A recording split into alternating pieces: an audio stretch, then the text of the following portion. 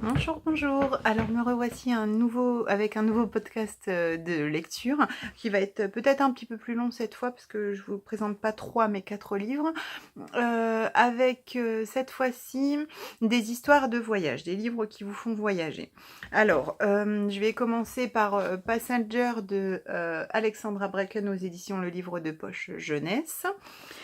Puis je vais parler rapidement de Outlander de Diana Gabaldon, c'est le tome 3, Le Voyage aux éditions J'ai lu. Le livre Une île de Tracy Garvis Grave aux éditions Milady. Et puis enfin de Virginie Grimaldi, Il est grand temps de rallumer les étoiles aux éditions Fayard. Voilà, alors pour commencer je vais vous parler de Passenger. Donc c'est le tome 1, il existe un tome 2 qui n'est pas encore sorti en poche. Donc c'est l'histoire de Etta et Nicolas qui donc sont des voyageurs. Etta est une violoniste. Elle est donc voyageuse dans le temps, mais elle ne le sait pas. En fait, dans ce tome, elle le découvre. Et Nicolas, qui fait partie d'une grande famille et qui est là pour accompagner les voyageurs. C'est un livre que je vais peut-être mal présenter parce que j'ai eu du mal. Je l'ai lu en lecture commune avec Mylène, donc l'écureuil de Natacha. On a pas forcément accroché toutes les deux et heureusement qu'on était deux parce que sinon je pense que j'aurais pas réussi à le lire jusqu'au bout. C'est pourquoi je ne lirai pas le tome 2. En fait, le pitch, voilà, le résumé m'intéressait énormément. Le problème, c'est que j'ai eu du mal à accrocher. Je trouve que l'histoire était très très longue à démarrer. Heureusement qu'il y avait une romance, parce que sinon je crois que j'aurais lâché. Bon voilà, ça me fait dire, j'ai envie de savoir jusqu'où ça va. Ils sont censés voyager dans pas mal de pays, mais et pas mal d'époques, parce que c'est des voyageurs dans le temps. Mais finalement, c'était pas assez décrit pour moi. Enfin, moi, je pensais que le fait de voyager, ça ferait qu'ils iraient dans plusieurs époques, qu'on parlerait des époques et tout ça. C'est un livre... Pardon, excusez-moi, qui fait quand même 561 pages, donc qui est quand même assez gros, mais finalement, j'ai pas l'impression d'avoir appris grand-chose sur... Excusez-moi, j'ai un bouton là. Ouais. J'ai pas l'impression d'avoir appris grand-chose sur les époques. Il passe la moitié du livre sur le bateau, quand la première fois qu'elle voyage dans le temps et qu'elle découvre qu'elle a voyagé dans le temps alors qu'elle s'en était pas rendue compte.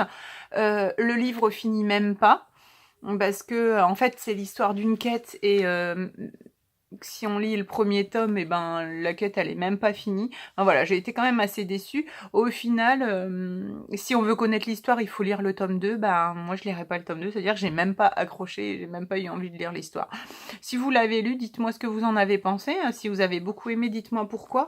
À la fin, j'ai été obligée de me forcer à lire un chapitre par jour pour pouvoir le finir, parce que sinon je pense que je l'aurais pas fini, mais j'avais envie de le finir pour voir, en fait je voulais avoir la solution de l'énigme et savoir comment ils allaient s'en sortir. Finalement si j'avais su que je l'aurais pas la solution, j'aurais même pas fini. C'est comme ça. Alors, je poursuis avec Outlander de Diana Gabaldon, donc c'est le tome 3, hein. Donc Outlander, c'est l'histoire de Claire qui habite, dans le tome 1, elle habite en 1940, c'est vachement français. Non mais elle vit en 1940 et elle habite elle habite en Angleterre. Et elle va en Écosse avec son mari parce que c'est la fin de la guerre. Si je vous la fais courte, en fait, mais tout le monde connaît Outlander, hein,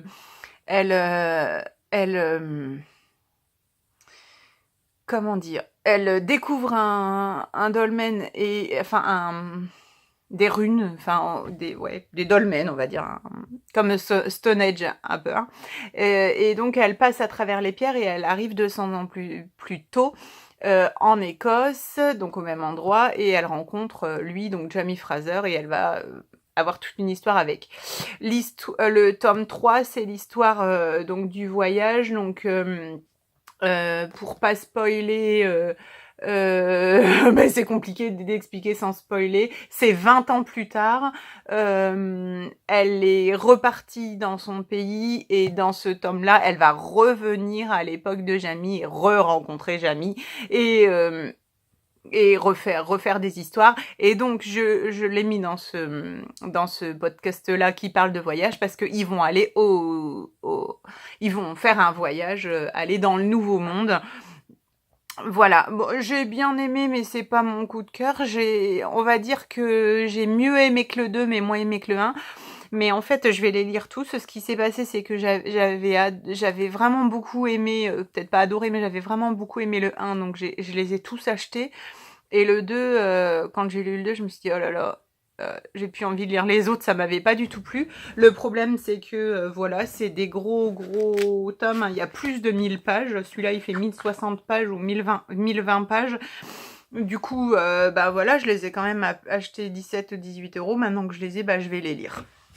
Voilà, les autres, c'est pas dans les mêmes éditions, mais voilà, je les lirai. Je laisse passer 6 mois entre chaque bouquin, et puis c'est tout, quoi. Enfin, là, non, le premier, je l'avais lu à Noël. Le deuxième, je l'avais enchaîné, je l'avais lu au jour de l'an, en gros. Donc celui-là, voilà, je l'ai lu au mois d'avril. Donc voilà, j'ai laissé 5 mois entre les deux, mais je les lirai tous, hein. Mais voilà. Parce que j'ai envie de connaître l'histoire maintenant, et puis parce que tout le monde parle de la série, mais moi, j'ai pas Netflix. Parce qu'on habite dans un endroit où on peut pas la voir, génial. Voilà. Donc bref, j'ai envie de savoir la suite, mais c'est pas comme Les Gardiens des Cités Perdues où je les ai enchaînés tous les 6 parce que je voulais absolument savoir. Mais voilà, mais c'est pas mal quand même. Mais voilà, ce que j'ai apprécié, on va dire, il n'y a pas eu de viol dans ce tome. Et il y a beaucoup moins de sexe. Donc c'est aussi intéressant par rapport à ça. Il y a du voyage. Non, c'était intéressant. Mais le tome 1, c'était la découverte de tout cet univers-là. C'est pour ça que j'avais bien aimé. Mais j'ai préféré ce tome 3 au tome 2, où le tome 2, ils sont en France. Et voilà, j'avais moins accroché. J'avais trouvé qu'il y avait des longueurs. Là, il y a un peu moins de longueur. Voilà. On va passer à ce livre. Alors, comment dire, je l'avais vu sur le podcast de Milix Lecture. Comme il y avait un livre que j'avais adoré et qu'elle avait lu, c'était Voyage à Nantucket ou l'île de Nantucket ou quelque chose comme ça. Et que j'avais adoré, du coup, j'avais recherché autre chose et puis j'avais vu qu'elle avait lu ça et qu'elle avait bien aimé. Donc c'est aussi l'histoire d'un voyage, c'est l'histoire de Anna qui est prof d'anglais et qui qui est embauchée par les parents de TJ, TJ quoi, ouais. Mais je pense que c'est TJ, pour lui donner, donc elle a une trentaine d'années. Lui, il a pas été en cours pendant plusieurs mois parce qu'il a eu un cancer, il est en rémission de son cancer et donc sa mère sa mère veut l'avoir avec lui, elle, pendant les vacances. Ils vont en vacances dans une île aux Maldives, et donc elle embauche Anna en tant que prof d'anglais pour faire des cours de rattrapage. Anglais qui est sa langue naturelle, hein. C'est comme si nous on donnait des cours de français, enfin c'est des cours pour passer le bac en gros. Et le truc c'est que donc ils font le voyage pour aller jusqu'aux Maldives, mais ils n'y arrivent jamais parce qu'il y a un crash. Et en fait ils sont tous les deux dans un avion avec le pilote. Le pilote fait un infarctus pendant le voyage et l'avion se crache et il se retrouve sur une île abandonnée. Voilà, donc ça c'est le résumé. Et je vais vous dire que dans le résumé, c'est vachement mieux écrit que dans le livre. Mon avis, c'est que, et je vais pas mâcher mes mots, j'avais l'impression pendant tout le temps que ça a été écrit par un gamin de 5 ans. Alors c'est sûr, hein, j'ai été très très rapide à le lire. Hier c'était samedi, on a fait plein de choses, mais j'ai réussi à le lire dans la journée.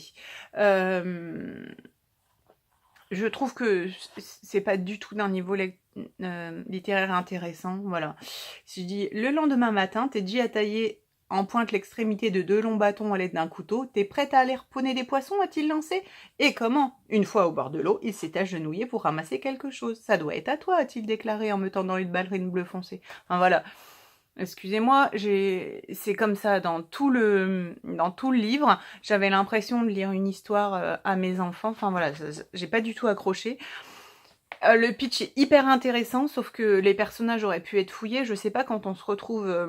alors je vais pas spoiler, mais quand on se retrouve aussi longtemps, on va dire, coincé sur une île, à un moment donné, je pense qu'on peut péter un câble, on peut avoir des crises. Mais non, là, ça passe de mois en mois, enfin de semaine en semaine, et à un moment, on se retrouve où ils ont passé quelques années sur l'île, et puis voilà, je pense qu'à un moment donné, ils peuvent avoir pété un câble. Quand on a lu, quand on a regardé le film, là, je crois que c'est avec Tom Hanks, oui, l'histoire de Robinson, quoi.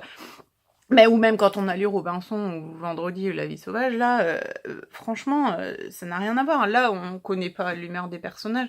La seule chose, c'est qu'il y a une romance entre les deux. Le gamin qui a 16 ans au départ, enfin au moment du crash, et elle qui en a 30, c'est sa prof. Bah, effectivement, hein, s'ils se retrouvent plusieurs années coincés sur une île, c'est normal qu'il y ait une romance. Enfin, voilà, je vois pas comment ça peut être autrement. Ou alors ils se détestent et ils s'entretuent.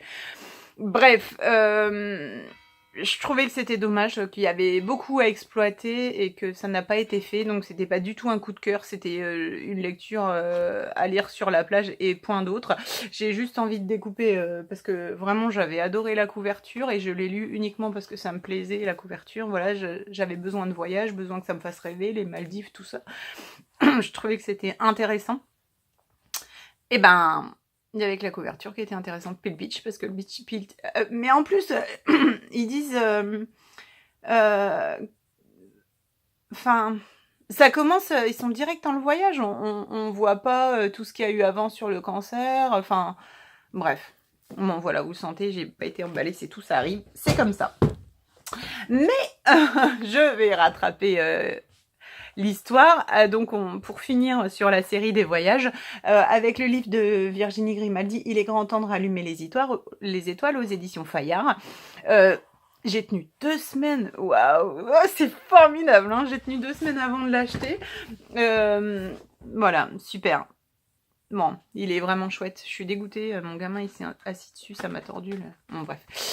Donc c'est l'histoire de Anna qui donc a 37 ans. En plus, elle a mon âge. Moi, elle a des filles qui sont plus âgées que mes enfants, mais voilà.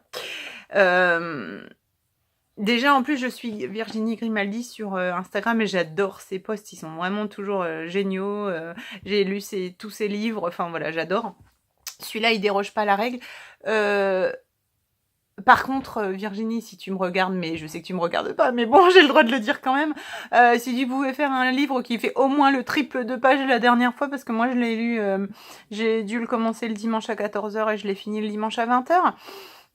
Donc voilà, c'était trop peu. Ou alors tu fais un tome 1, un tome 2 et un tome 3, mais s'il te plaît, pense à nous qui avons envie de lire des choses un peu plus...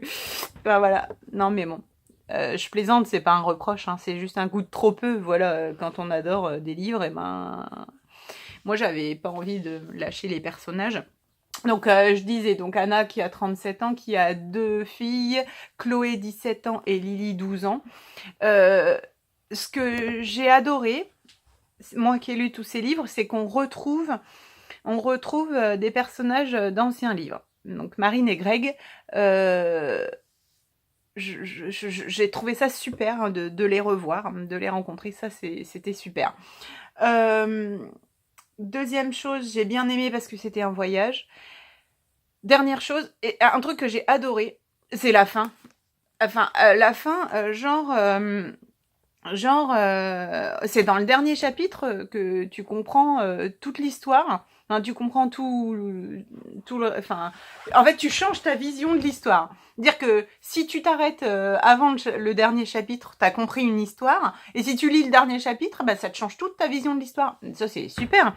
Et c'était déjà le cas dans son précédent ouvrage, où genre tu connais tu as le résultat. T'as pas l'impression que c'est une intrigue. Et puis, enfin, c'est le livre, je l'appelle le livre de la piscine parce que il y a une piscine sur la pochette, mais je me rappelle plus comment il s'appelle. Bon, bref, c'est le précédent livre. Et donc, bref, tu sais l'intrigue juste avant la fin, et je trouve ça super. Voilà, là, c'est même pas une intrigue, t'as même pas l'impression qu'il y a une intrigue, mais quand t'arrives à la fin, ça te change toute ta vision de l'histoire. Voilà, ça, j'ai vraiment bien aimé. Voilà, donc, en gros, c'est l'histoire de Anna, parce que je vous parle du livre sans vous parler de l'histoire. C'est Anna qui travaille, qui est serveuse dans un restaurant. Elle est toute seule dans un à faire vivre ses enfants, et elle galère. Elle est en gros, elle est surendettée, hein, elle n'arrive pas à payer ses factures, etc. Et il lui arrive une galère puisque le gars le serveur du restaurant, enfin le propriétaire du restaurant lui dit que il veut faire embaucher sa maîtresse à sa place comme serveuse, et donc il lui propose d'être licenciée. Euh, et voilà. Et donc au début elle dit non, et puis après elle accepte et elle part faire un road trip avec ses filles. Elle lâche tout, elle prend le camping-car que son père vient de s'acheter, et elle va faire un road trip en Scandinavie. Voilà, j'ai trouvé que c'était... Il y a peut-être moins de pointes d'humour. Je trouve que les premiers étaient beaucoup plus farcis d'humour. Celui-là, il a une pointe, je sais pas comment dirait les critiques, ils disent une pointe de maturité. Mais non, c'est plutôt... Ouais, bah... C'est l'histoire d'une maman et il y a moins d'humour. Mais il y a quand même des trucs qui sont drôles, des situations qui sont très cocasses. Mais il y a moins l'humour qu'il y avait dans les premiers. Voilà. Mais voilà, c'était vraiment un livre que j'ai vraiment bien aimé, un livre de l'été à lire quand on a 37 ans comme Anna, ou quand on a 17 ans comme Chloé. C'est un livre que je pense, si j'avais des filles, je leur passerais. Moi là, j'ai des garçons, c'est pas le problème, mais ils sont trop jeunes. C'est un livre que je vais passer à ma mère, que je vais passer à mes collègues. Enfin voilà, c'est un livre qui va tourner autour de moi. Donc voilà pourquoi j'ai craqué. J'avais dit que je voulais l'acheter d'occasion, et puis je suis allée à Match faire les courses, et puis j'ai craqué, je l'ai pris et je regrette pas. Voilà.